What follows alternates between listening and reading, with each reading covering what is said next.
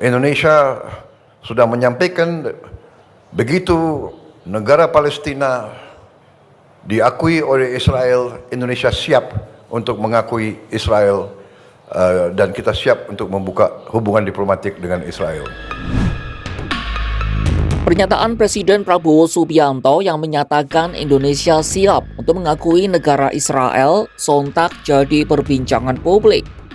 Hal ini disampaikannya dalam konferensi pers bersama Presiden Prancis Emmanuel Macron di Istana Merdeka Rabu 28 Mei 2025.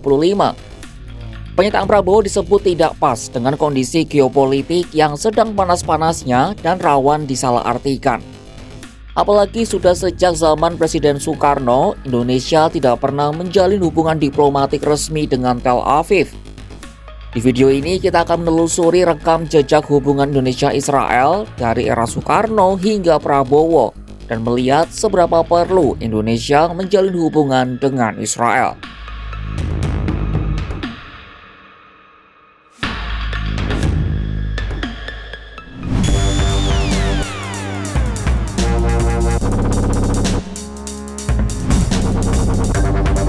Sejak era Presiden Soekarno hingga Prabowo Subianto, Indonesia konsisten mendukung kemerdekaan Palestina.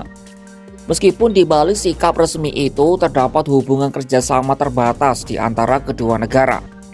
Kita mulai dari era Presiden Soekarno. Kala itu sikap Indonesia terhadap Israel sudah ditentukan dengan garis tegas, yakni menolak menjalin hubungan diplomatik.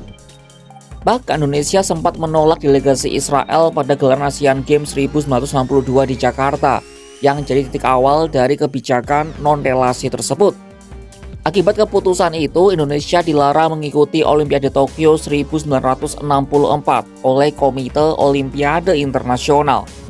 Bagi Soekarno, pengakuan terhadap Israel dianggap bertentangan dengan semangat anti-kolonialisme yang menjadi dasar diplomasi luar negeri Indonesia.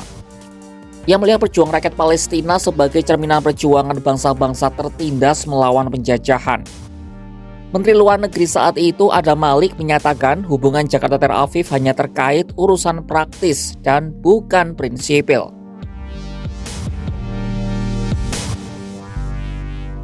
Di era Orde Baru, pendekatan ke Israel menjadi lebih pragmatis, meski tetap tidak disertai pengakuan resmi.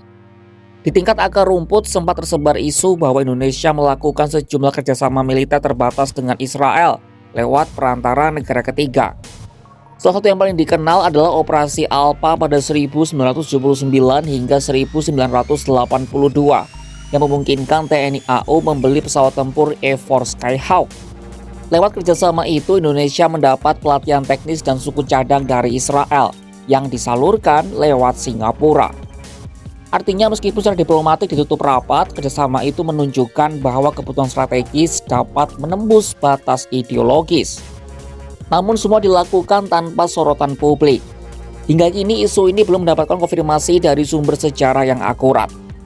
Lompat ke 1996, pemerintah Israel ingin menjalin hubungan diplomatik dengan Indonesia.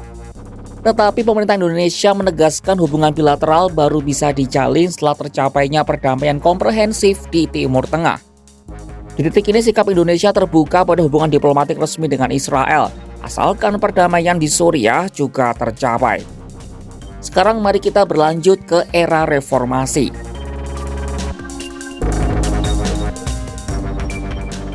Di masa Presiden B.J. Habibie, kebijakan luar negeri Indonesia tetap teguh pada prinsip Palestina merdeka dulu. Meskipun dikenal luas sebagai pemimpin reformis, Habibie tak pernah membuka diskusi resmi soal hubungan dengan Israel.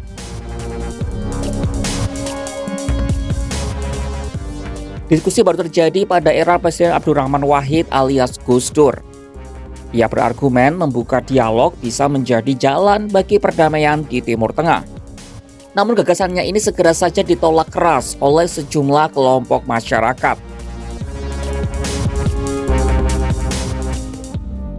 Selanjutnya di era Presiden Megawati Soekarno Putri, sikap konservatif kembali mendominasi. Presiden perempuan pertama Indonesia itu tidak melakukan langkah diplomatik yang menandai perubahan arah kebijakan. Malah Indonesia makin aktif di forum internasional untuk mendukung solusi dua negara dan kemerdekaan Palestina. Kebijakan serupa dilakukan oleh Presiden Susilo Bambang Yudhoyono alias SBY dalam 2 periode pemerintahannya. Namun di balik dukungan politik, kerjasama teknis dengan entitas Israel tetap berlangsung. Sejumlah sektor seperti teknologi pertanian dan keamanan siber menjalin hubungan melalui mitra internasional. Selanjutnya, di era Presiden Joko Widodo, komitmen terhadap Palestina tetap jadi prioritas kebijakan luar negeri. Dalam pidatonya di KTT OKI 2016, Jokowi menegaskan sikap Indonesia yang tak akan membuka hubungan dengan Israel sebelum Palestina merdeka. Namun tantangan global dan dinamika baru di Timur Tengah memunculkan kembali wacana soal normalisasi. Apalagi setelah sejumlah negara muslim seperti Uni Emirat Arab dan Maroko mulai menjalin hubungan resmi dengan Israel. Lalu kini pidato Prabowo di depan Presiden Macron menyiratkan bahwa upaya membuka hubungan antara Indonesia dan Israel meski merdekanya Palestina menjadi syarat penting yang harus diwujudkan. Lantas perlukah Indonesia membuka keran diplomatik dengan Israel?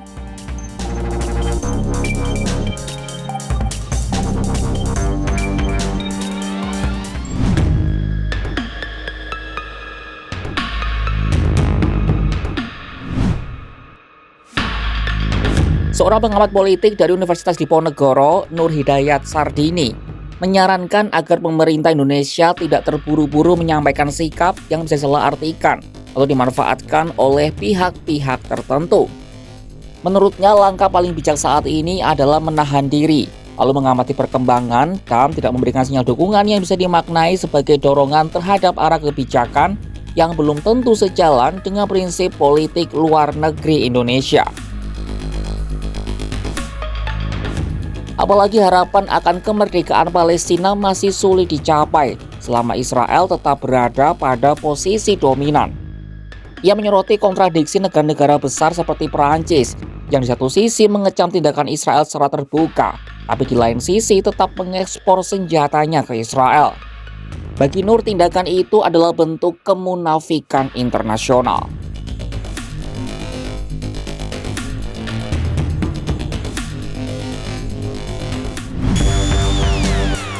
Dari Soekarno hingga Prabowo, sikap Indonesia terhadap Israel tak pernah sederhana. Di balik prinsip Palestina merdeka dulu, ada jejak kerjasama diam-diam yang tak pernah benar-benar padam. Pernyataan Prabowo membuka peluang normalisasi. Namun publik bertanya, adakah yang berubah dari luka Palestina? Saat dunia makin kabur membedakan diplomasi dan dagang, Indonesia dihadapkan pada ujian integritas soal kompas moral yang sejak dulu dipegang teguh. Saksikan kabar lainnya hanya di kanal YouTube Kompas.com.